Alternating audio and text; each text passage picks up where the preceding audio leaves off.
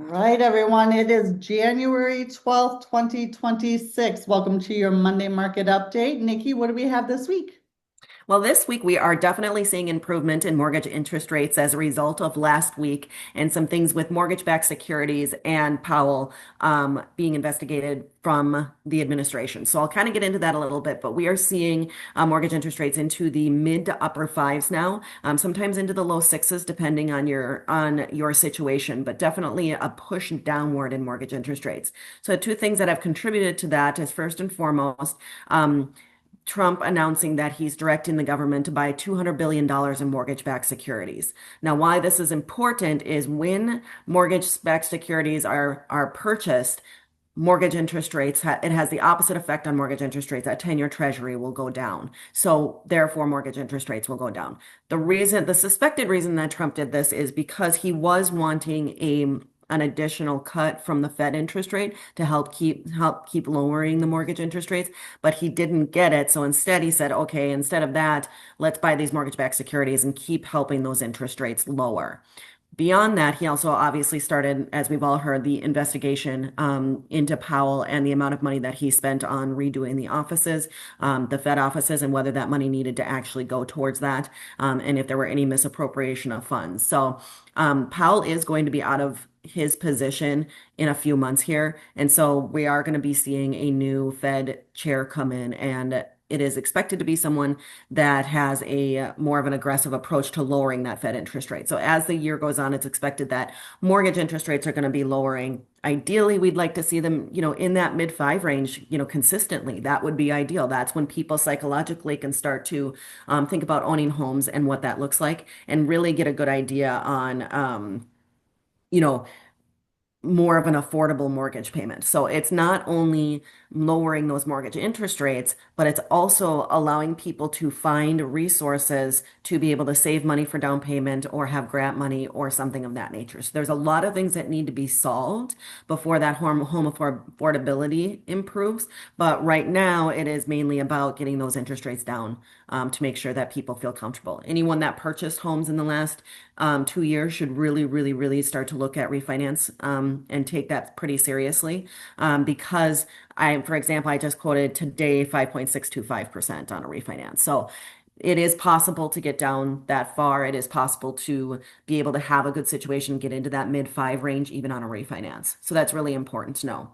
Also, I wanted to talk about home sales. There were a couple more statistics that had came out from Realtor.com, and I'm just going to read some of the stuff from the article. Basically, inventory levels have been rising across the country. However, it's really uneven across the country. So that's important to note. Active listings are up 12% year over year, but they are still down 5.5% compared to pre-pandemic levels. And even with that, the population has grown by 12 million people. So you can kind of see where we still have not enough inventory for people that have the potential to purchase homes. That coupled with higher interest rates is why we're seeing that pre-pandemic, the comparison to the pre-pandemic level be so low. And also, most of the inventory growth, in fact, 30% of the total active listings are coming out of Texas and Florida right now. The states with higher inventory levels compared to pre-pandemic are seeing obviously the most pricing pressure. So in other words, 30% of the total active listings are in Florida and California, or Florida and Texas, I'm sorry. And that's where you're seeing you can get a, home for not as expensive as it was pre-pandemic. So that's really interesting as well. The states that are seeing the 40 to 60% of lower inventory are the Northeast and Mid-Atlantic states. Part of that is being affected by the new COPA laws in New York. I don't know if anyone is aware of those, but if you've seen them in the media. So basically, New York has passed, New York City in particular, has passed a law that is requiring current homeowners, if they want to sell their home, they need to offer that home first to the government entities and to nonprofit organizations to make a bid on that home. Once that is done, if the homeowner does not want to take that bid, they can reject it and then go into the open market. Once they sell in the open market, if they have an independent buyer, an individual buyer that comes in and makes an offer, they have to then take that offer and basically ask the government or the nonprofit agencies if they want to buy it at that price. If the government agencies or the nonprofit says, no, we're not going to pay for it at that price, then they can sell to the individual buyer. But the big trick is that the government and nonprofit organizations have 120 days to respond to any offer that is made back to them, any counteroffer that is made back to them. So this just lengthens the amount of real estate time for any sale in New York City right now and the surrounding areas. And it is a huge hot button, as I'm sure you can imagine in the housing industry um, in New York. Couple that with Massachusetts just passed a law that states that for any residential transaction that is sold either to a company or to an individual, so in other words, any real estate transaction in the entire state of Massachusetts now requires a home inspection. There is no option, there is no bidding for a home without inspection, there is no taking the home as is. It has to have an inspection. So therefore, there's obviously home inspectors are now getting overrun with the amount of inspections that they have to complete, and therefore it's taking longer to sell homes in Massachusetts as well. So in that corridor are some really key law changes that have affected real estate and how people buy and sell properties overall. So it's really interesting to watch those things, especially, even I'm very familiar with the Florida and the Texas market. So to have so many listings in Florida and Texas makes absolute sense. And it's just really uneven throughout the United States as far as what is happening from how many listings are happening, when, how many buyers do we have in the market, et cetera. So it is, yes, it is about mortgage interest rates, but it also has to do with affordability and people being able to want to transact on home purchases. Yeah. So for anyone watching this that's not knowledgeable or understanding why that's happening in the Northeast Mid-Atlantic part of the country, why is the government stepping in and doing that as phase one? What It has to how do can with we explain it that? has to do with the change in administration in New York, Okay, particularly, and what's been on the agenda as a result of that. So the agenda that's been put forth by Mamdani and the associates is really what's affecting the COPA right now. got it. Okay. Mhm. Perfect. And then as you were talking and opened up with the interest rate, I wanted to go back because it's been a hot minute since we've talked about how many buyers enter the market when rates go down half or a full percent. And I'd love to talk about that since we have seen this dip and we're going into the spring market. Yeah, and I can't remember the exact number on it, but I Mhm. want to say it was like for every 1%, I think it was 5 million eligible Yep. new buyers.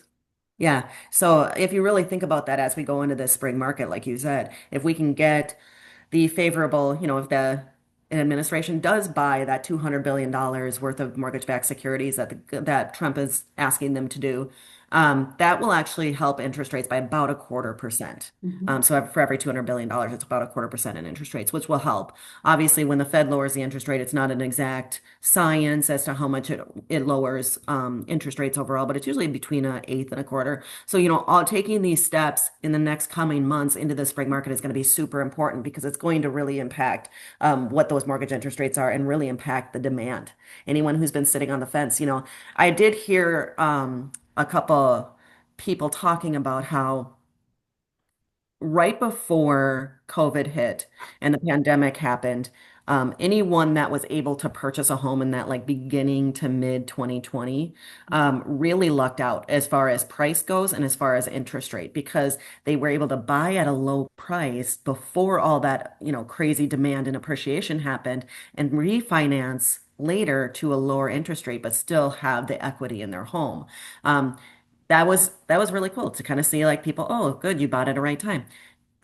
There's a lot of people that believe that that's happening again right now, where they're saying, hey, it's the beginning of 2026. We can see the indicators of those mortgage interest rates going down, which means that we can see the indicators of the house prices or the demand going up. So if you're buying between now and let's call it June, into that spring market, you're going to be able to get a really good price right now.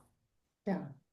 Well, I think it's something to mention and stay in front of the people that are on the fence on both sides, listing and buying, Yeah. because it's a lot of people, again, haven't wanted to move because of their interest rate. But as we've talked about before, even people in the 7%, it's not going to be three, but around 5 to 6, if they're already at 7 or 8 or high sixes, even if they have had a life event where it's a baby. They've just been staying where they're at just because it makes sense, but they're not happy. This is the time to talk with them, especially if they want to make a move, and also buyers on the fence. So that's why, Nikki, again, appreciate you showing up here because it's so Absolutely. important that us as agents really understand this so that we can go into our data bank. It's not your database, it's your data bank because there's money there waiting, and find these people and reach out and be the authority and be the person that can educate and show them the way. So I love Right. that. And imagine if you called everyone that purchased a home in, um, 23, 24, 25. If you call those people out of, let's call it 50 transactions, Mhm. and you might get somebody who's ready to move out of those 50 transactions. And even if you're calling for the purpose of saying, hey, have you talked to your lender about refinancing your interest rate? You may hear from people saying, well, I don't really want to refinance because it's going to cost me too much. We're planning on moving in a year anyway. Great, awesome. Well, look, you just produced a lead, things of that nature. So it is important to make those calls, even if it isn't vital right now. You're bringing value, and then it could result in a future transaction. Yeah, I always say, and that's perfect. And if they're looking or talking about refinancing, getting over to Nikki right away so that she can talk more about that. And it's about staying top of mind. I would say, Nikki, if I sold you a house in October, this just past October, it's more than likely you're not going to be making a move or refinancing anytime soon. However, as agents, we need to be top of mind and the source and the resource that they come to anything real estate related. Because Nikki, you on average, and any single person that you've helped, on average knows 250 to 600 people. So by us staying top of mind and in front of our active clients, our inactive clients. So I was on a training where they said, don't say past clients. They're your clients. They're just inactive right now. So in your inactive clients that aren't going to be transitioning anytime soon, who do they know? So that we stay in front of them. We're calling them, we're sending them things of value, doing these market updates. So that Nikki, when you're out to coffee this Saturday and Joanne mentions that her son's lease is up in September, my name is the first name that pops into your mind because I am top of mind. And that is where we need to stay in front of our inactive clients and the prospects and our sphere of influence so that anytime anyone in their world mentions anything real estate related, if your name is not the first name that pops into their mind, you have work to do. Yeah, absolutely. Absolutely. Wonderful. Well, as usual, thank you so much. They're all jam-packed. Yes. This is never a waste of anyone's time to listen to this information. And again, Nikki is very active on social media and allows us as agents to stitch, duet, rip off, rinse, repeat, whatever, anything she's done. So, Nikki, where do we find you? You can find me on TikTok and Instagram at mortgages from MN to AZ, and then also on Facebook under my name, Nikki Erickson, or under Kevnick Mortgage. Perfect. And of all the agents that I helped with their 2026 business plan, every single one of them had social media. And a lot of them were like, I just don't know what to do, or where do I find content? You find content coming to or listening to this call. So if you're watching the replay from whichever platform, whether it's YouTube, social media, the podcast, subscribe, like, share, comment, hit the bell so you can be notified every Monday when we put this out if you can't make these lives because there are they're jam-packed. And Nikki, again, so grateful for you. This is always so impactful and I learn a lot and I know agents do as well. So we Yeah, appreciate you. I'm happy to do it. All right. We'll All see right. you all next week and make it a good one.